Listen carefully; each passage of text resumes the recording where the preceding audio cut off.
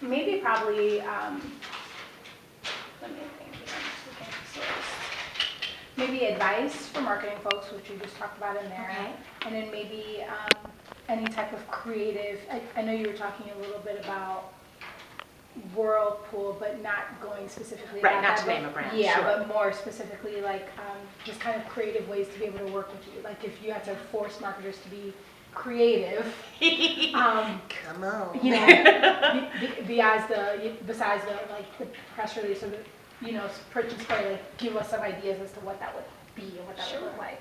So I think those are the two. Does that coincide it? That sounds great, and whenever you'd like to get started, Okay. we're ready to go. Okay. Do you want me to you or to the camera? To Janine. Okay, so I'm going to start with, thank you. Okay, so tell me a little bit about you and your blog. Well, I'm known in the sphere as Miss Lori, and that came out of my presence on PBS. I was their first ever live host nationally from 2006 to 2009. So all the parents knew me as Miss Lori, and it carried through in my work in social media. And I've been able to leverage that trust that they placed in me and use it to help brands and campaigns to masticate their information so they can better reach the families that they target. And I do that in a lot of different ways. I don't consider myself to just be a blogger or just be an entertainer. I'm a marketainer, and I do blogging, I do social media engagement, and I do live events. I am all about having that multi-destinational format. Okay, so tell me if you're going to talk about how we can marketers can work with bloggers creative ways. We're talking about stepping out beyond the pitch. Beyond sending the typical press release. What are some creative ways to be able to work with you and your brand and to really kind of drive that message, our message home as Sure. marketers? I think most importantly, whether you're working with me or anyone else, it's about doing your research. The brand that you're representing, you want to make sure you thoroughly understand what their super objective is. Because if you do, it'll be easier for you to identify the influencer that would be a good match for the campaign. Likewise, you want to do the research about the different influencers. Now for me, you don't need to read through all of my blog because, as I said, it's just an extension. MissLoridottv has a lot of things on it, as well as Miss Lori's campus. But understanding my essence, understanding the mission, understanding my voice and the community that I'm reaching out to, having that cursory understanding is an opportunity for you to show the match, the intersect between the brand or campaign that you're representing and how I would fit into that greater campaign that you're trying to use to connect to consumers.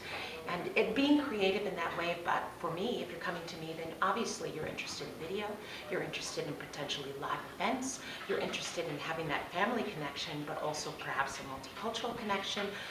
But I've done span the gamut of a variety of different representations. Are there any particular pitches that have really stood out to you, like, wow, this is really awesome stuff, like I was really able to work with this was really something that I felt committed to? Are there any examples that you have of that? I love campaigns that are really looking to me to be participatory in the formation. Obviously, you've all worked through, you've got your bullet points, you've got so many things that you need to address from legal on down in looking at a product or a campaign that you're proposing.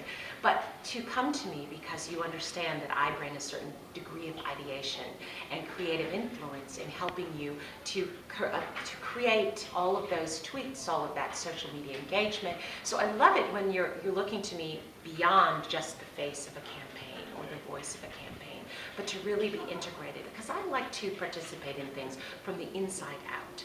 I'm not a reviewer, I'm not press, I'm there to share my experience and how it will benefit the community that I represent.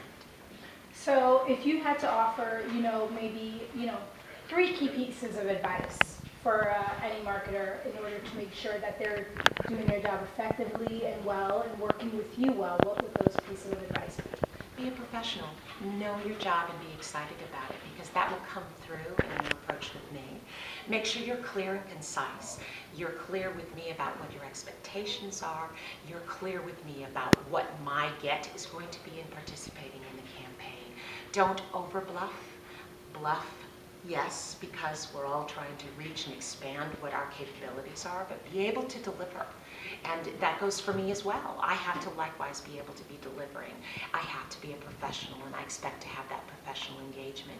Also, be open to beyond the pro forma Twitter party, or here's a blog post and this is our photo and this is our high res and this is how we want to do. Realize that you're dealing with human beings and there's a variety of different ways to reach the consumer base that you're trying to reach.